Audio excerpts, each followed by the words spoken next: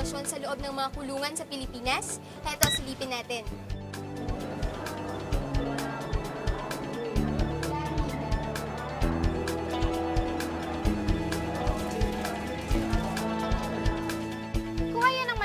Bago ipatupad ang Republic Act 9344 o ang Juvenile Justice and Welfare Law. Makalipas ang isang taon, mga KNN reporters naman mula sa Camarines Norte ang dumalaw sa mga kulungan sa kanilang lalawigan. Ngayon nga ipasa na ang Juvenile Justice Bill, inalam nila kung ipinatutupad nga ito at kung nakatutulong sa mga kabataan sa kanilang lalawigan. Etong kanilang ulat.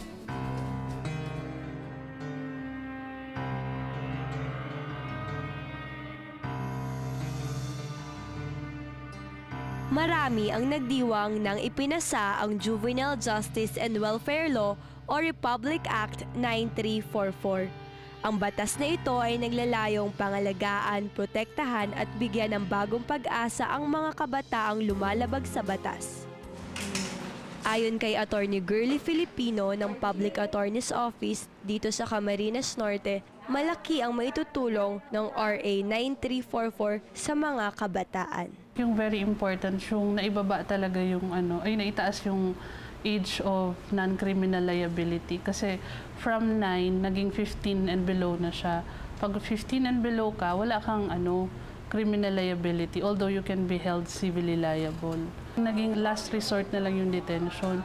Noon kasi maraming mga minors ang nadidetain, but under the new law, ang iiwasan na ng mga investigators na ma-detain yung bata. Kahit may nangyayaring investigation. Pero hindi raw ganun kadali ang pagpapatupad nito. In the case of the court, in the provinces, ang isang malaking kaibahan compared with the other courts is the fact that dito sa amin, marami ang load, marami ang kaso. And that is supposed to be the reason why there would be some sort of delay. Pinasya naming bumisita sa dalawang pampublikong kulungan ng Camarines Norte, ang Bureau of Jail Management and Penology o BJMP at Camarines Norte Provincial Jail upang makita kung may epekto na ang Juvenile Justice Law sa mga kabataang kasalukuyang naririto. Normally, ang problema natin dito is the separation of a cell for the youth offender because they are mixed with old offenders. Whatever is the facilities that is intended for the old offenders, kasama rin sila. Hindi naman sila po pwede magkaroon ng special treatment dito dahil wala nga tayong separate facilities. Dito sa Daet District Jail, ang mga problemang nakikita namin, hindi lumalaki ang facilities. Saka yung iba pang mga kailangan ng inmates, sa health nila, sa gamot, sa iba pang maintenance. Kumbaga, maliit ang budget na allocated para sa amin para mai-push through yung mga project na gusto namin, yung mga extend yung building. Sa mga minor offenders, karaniwang problema namin nakikita sa kanila, yung mga first time na nakulong sila dito, lalakad yung kaso na transfer ang custody nila sa kanilang magulang or ibang relatives. Maganda sana yon. Kaso nga, ang ibang juvenile offenders, pagdating sa labas, nakakakumit ulit ng crime. So, binabalik ulit dito sa amin. So, baling nangyayari, pabalik-balik sila sa kulungan. Alam mo, itong batas na ito, meron din naman mga disadvantages ito sa aming mga social workers at sa community.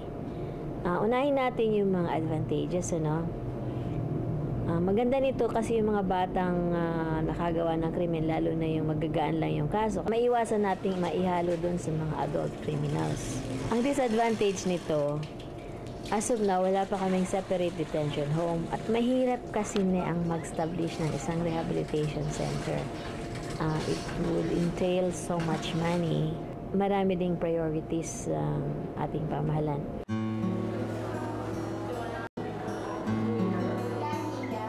Dahil sa kakulangan ng mga tao, pondo at pasilidad, maraming panahon ang nasasayang. Sa halip na makaahon agad ang mga kabataang ito, ay umaabot sila sa puntong di na sila matutulungan ng Juvenile Justice Law. Once na 18 years na ang juvenile offenders na nakakulong sa amin, nililipat na namin siya dahil na-reach niya na yung age of majority. Sa gitna ng mga problema sa pagpapatupad ng RA 9344, mananatili kayang buhay ang pag-asa ng mga batang nakakulong? Gusto ko rin mag-aral.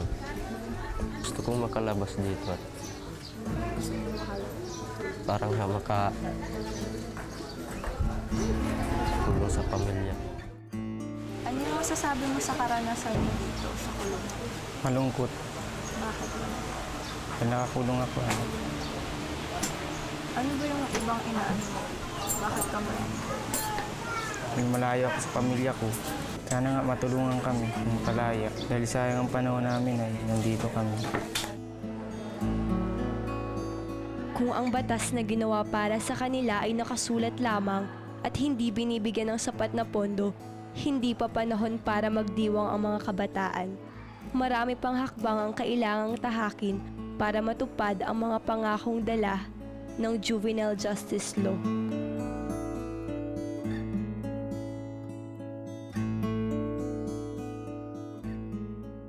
Ang Kabataan Express ay hatid sa inyo ng UNICEF.